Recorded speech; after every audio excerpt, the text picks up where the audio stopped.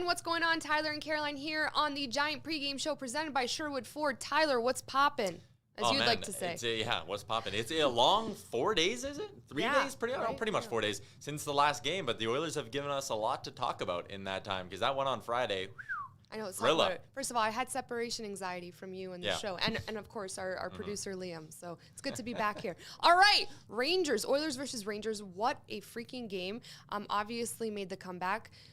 One moment in particular, not only had Oilers fans popping off, but the entire NHL community. Athletes, Alphonso Davies was tweeting about it. Athletes across the world noticing what Connor McDavid did against the Rangers. What do you think of that goal? Where does it rank in his top goals, and maybe is it the goal of the year? It's in the top 3 for McDavid goals. Number 1, we talked about this on Real Life yesterday, so go download that wherever you got your podcast from. Number 1 for me is still going to be the Columbus goal. That one just because it was kind of almost, it was the first one, right? Yeah. So there's something more special about it. But this Rangers one, considering the time of the game and what a wild night it was and the Kevin Lowe retirement, all the other factors that went into it, it's probably number 2 for me. And it was just insane. Like a guy like that to do that at a point where you're down 1 late in the game and it had been such a wild back and forth affair. It's just, man, it's something only McDavid can do. It's probably going to go down as the goal of the year this season. I think you hit it on the money when you talk about the context of the goal and Connor being able to single-handedly propel the team. And everyone, there's a big argument amongst Toronto Maple Leafs fans. It's so funny. I've been saying since I'm out of the Toronto bubble, I can understand why there's such animosity towards the Leafs and Leafs fans because they're saying it's not as good as everyone's making out to be. I don't think that there is a player in the NHL right now could do what Connor McDavid did against the Rangers. No, and that's what makes it so unique is like it really is one of those McDavid only kind of moments. And I had a great view of it. I was at the game on Friday, sitting right behind the net where right behind Gorgiev, and I saw McDavid coming in, and I didn't even see the goal go in because everyone was already on their feet. Like the crowd on Friday night, that was the wildest and most electric atmosphere for a regular season game since probably they clinched back in 2017. Like it's been a while since Rogers Place was rocking the way it was. It was great to see. In the comments we have Lady Lindsay say the Crystals are working, Caroline, and yes, they are. Believe in the Crystals, guys. I'm not taking credit for that one, but believe in the Magic. It's their best start in franchise history, and I love the tweet that our good friend Reed Wilkins sent out the other day where, you can see it right here, how many games it took the Oilers during the decade of darkness to record their 9th win of the season. And it just, like, for the fans, like, enjoy this, right? Because there was a long time where you were waiting until game 25, game 30, game 40 to get that 9th win of the year, and now it's the best start in franchise history. And I've said it a few times, like, this season will ultimately be judged on what this group does in the playoffs, but in the moment right now, it's a lot of fun to watch them do what they're doing. 100%. And I want to bring up this tweet that surfaced, I believe, also from Reed Wilkinson, about Tyson Barrie saying in the middle of the game when it was 4-1, Draisaitl skated past one of the Rangers players and said something along the lines of, "Hold on, it's coming." That speaks so much to the character, to the mentality, to the adversity, to the confidence of this team. For obviously someone like Leon Draisaitl, I think we may expect this from his character, but they didn't, like he at least didn't think that the game was over at 4-1. When your power plays at 50% and you have the offense that the Oilers do, you're never out of a game. And this has been a thing for the last couple of seasons in Edmonton. Like, if they're down by 3 heading into the third, that lead isn't safe because you get 1 goal from the bottom 6. You can almost count on a goal a period at this point from one of McDavid or Draisaitl. And the power play gets 1 chance, it can change the game as well. They're just so dynamic offensively that, a 3-goal deficit as early as the Rangers were up in that game as well. Like, the goal to put them up 3-1 wasn't even at the halfway point of the game. Like, the Oilers had over 30 minutes to come back in that hockey game, and no lead is safe when you have a roster that's this talented. The Bison King, oh my goodness, everyone is obsessed with Jesse Puljujarvi right now, whether you're talking about his performance on the ice or who he is off the ice. Also, shout out to our girl Kennedy on Oilers Nation. She's made a sick t-shirt, which is being sold on OilersNation.com of the Bison King, so check that out if you haven't already. But we got to talk about this guy, 2 goals on the night against the Rangers. He's constantly buzzing, creating chances out of nothing, and he gives the Oilers a unique 6'4" presence on offense, and I'm just really liking the grind in his game and how he's able to create this many chances for the Oilers. Yeah, I mean, that power play goal where he just bursts in down the wing and fires one past Georgiev. First off, great pass from Ryan Nugent-Hopkins. He continues his hot streak, racking up all those assists. But yeah, for Puljujarvi, I mean, maybe he even surprised himself a little bit with that slap shot. It is probably something he needs to start leaning on a little bit more, because he was the force that put them back in that game. He tied it up initially early on in the third as well. He had a bit of a cold streak there for 3 or 4 games, and remember, Draisaitl passed him the puck with the empty net. Yes. Draisaitl had the chance at the hat trick. He slid it over to Puljujarvi, and we all kind of said, maybe that's what Puljujarvi needed to get off the schneid, a little confidence builder. So I weirdly give Leon Draisaitl a little bit of credit here for Puljujarvi finding his game again. I definitely give Draisaitl credit there. 1 goal from Tyson Barrie, 3 assists from Darnell Nurse on the night. Our D-men are putting in work. Thoughts on their performances? A big goal from Tyson Barrie, and again, he's a guy who's been, up and down the lineup a little bit early on here. And for Darnell Nurse, same thing with him. Like, he's had a couple games this year where you're kind of going, this isn't the guy that we thought we were getting when we decided to pay him $9.5 million. But credit to Nurse, he had a really good game against the Rangers, and that pass in overtime was something the $9.5 million player does. That was huge. And Nurse, like he always does, logging big minutes. I think he was up to like almost 29 minutes in that game against the Rangers. They lean on him heavily. So that's why I'm always quick to kind of excuse him when he has off nights, because it's like, man, he's playing 30 minutes more often than he's not, it feels like. So a really solid game from Nurse, and he was a big reason why they were able to come back as well. Mikko Koskinen led in 5 goals on the night. We know, and maybe we'll get into this a little bit more in the lineups presented by Deuce Vodka, but Stuart Skinner is expected to get the start tonight. Yep. We have in the comments, Skinner arguably the best in the AHL. Prediction for tonight, guys. Does Mikko need the rest at this point? Yeah, he does. It was great to see him get off to the start that he did, but I mean, here at Oilers Nation, we all saw last season, when they had to lean on him for 13 in a row, it started to get real tough towards the end there. So, I don't love going to Skinner here, because this is probably one of the more winnable games on this tough road trip coming up. But you can tell Koskinen's starting to feel the effects of having to play as often as he did. Yeah. So I don't have a huge problem going with Skinner, but looking at the game tonight with Skinner between the pipes, I know he's been one of the best goalies in the American Hockey League over the last few seasons, but the only NHL experience he has in the regular season, he didn't look great against Ottawa last year. So I have a funny feeling the Oilers will need their offense to kind of bail them out a little bit here tonight with Skinner in net. Well, guys, this is breaking news, because Bagged Milk's very own Frank has predicted the Oilers to win tonight. So going off of Frank's record, keep the faith. Stuart Skinner is going to do a great job between the pipes. All right, let's move on to the opposition report presented by Yeg Burger. Obviously, we know that the Oilers are in Detroit tonight, taking on a 6-5-2 Red Wings team.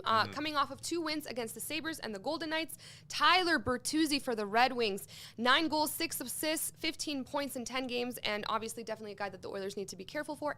And Sam Gagner comes back to Edmonton to play his 900th NHL career game. Thoughts on this team? This is no longer the basement-dwelling Detroit Red Wings. I think even their fan base would be a little bit surprised with the step forward they've taken early in the season here. They're looking like a team that they shouldn't be feared per se, but they certainly can't be taken lightly. And you touched on Tyler Bertuzzi. He's off to a fantastic start. The great story, Sam Gagner playing his 900th career NHL game against the team that drafted him. Always love Sammy G. And they're surprisingly deep up front looking at their roster, and we'll get into their lines in just a second here. But yeah, I'll just say that. You can't take this Red Wings team lightly. They've won 2 in a row. They got a decent record on home ice as well. They picked up points in almost all their home games this year. This team will give the Oilers a good push tonight. Lineups presented by Deuce Vodka for the Red Wings, Tyler. Yeah, top line, Dylan Larkin with the rookie sensation Lucas Raymond and Tyler Bertuzzi on the left side. Raymond and Bertuzzi have combined for 12 points in their last 5 games. They're playing some great hockey right now. On the second line, you got Pius Suter with Robbie Fabry on the left side and Philip Zadina, the former top 5 pick, over on the right side. Mitchell Stevens with Gagner and Nemesnikov, then Rasmussen with Giovanni Smith and Adam Ern. On the D pairings, it's Dan DeKaiser with Moritz Seider, who's another rookie off to a fantastic start for the Detroit Red Wings, the German product. So him and Draisaitl will go head-to-head for the first time in Seider's career tonight. Phil Hronik with Nick Leddy on the second pair. Mark Stahl with Lindstrom on the third pair. And that top power play unit for the Wings is Bertuzzi, Larkin, Zadina, Seider, and Raymond. And quickly, the special teams is an area the Oilers have a big advantage tonight. Edmonton, obviously top power play in the league at 50%. They also have the 6th best penalty kill. The Wings, they've struggled on the special teams. The 23rd best power play and 27th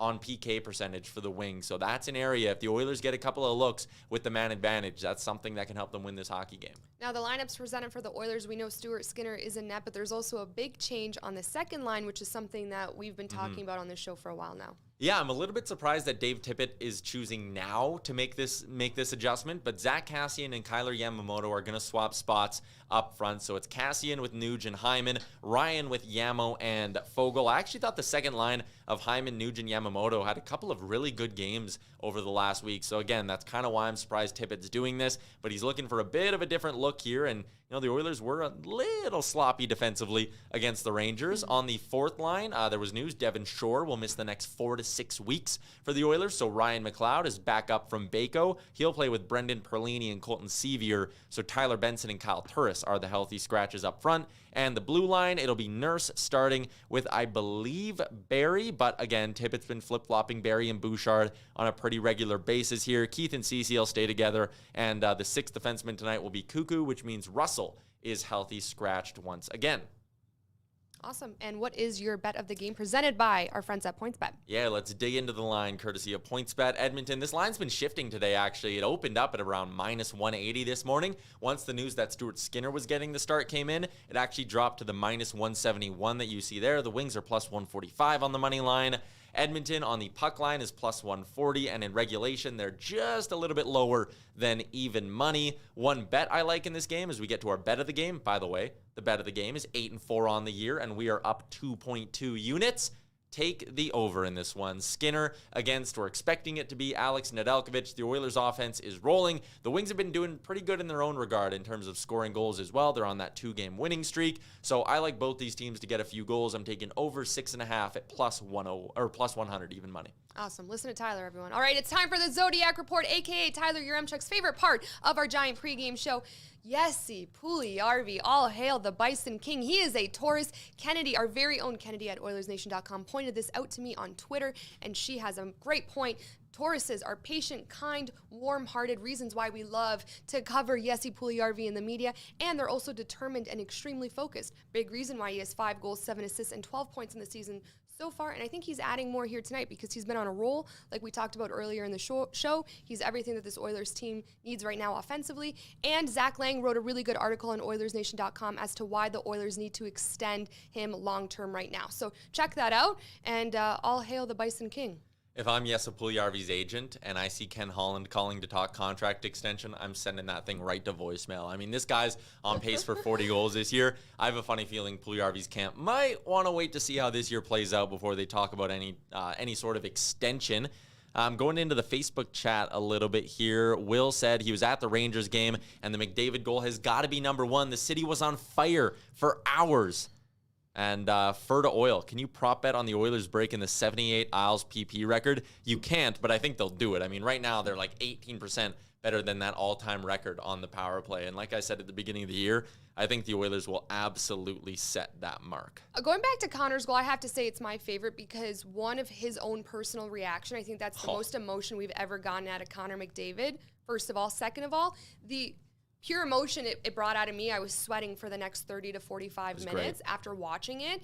That to me is such an indication of a special moment in hockey. And also, I always thought Connor's goal against the Leafs on Morgan Rielly when he broke Morgan Rielly's ankles was top notch. This surpassed that for me. So hats off to Connor. I'm really I have a feeling we're going to see a few more of those from him this season, to be quite honest. Yeah, we just might. Over in the Twitch chat, Genesis asked, what does McLeod need to do to stick in the lineup with Shore out? I mean, it's a 6-week stint he could be getting here for the Oilers. And for me with McLeod, he's got the offense, but he's on that fourth line role. The offense is secondary. I want to see him bring a little bit more physicality to the table than maybe he did his first time around with the Oilers. And that fourth line, I actually kind of like it. I think it's a pretty interesting mix there. Colton Sevier has been pretty good when he's been in the lineup for me, a pretty defensively responsible forward. And Perlini as well. I think the mix of McLeod and Perlini could allow the Oilers to unlock a little bit more bottom 6 offense as well. Awesome. Okay, and then one more question on our Twitter chat. Outside of Jesse's Bison King fave Oiler Halloween costume.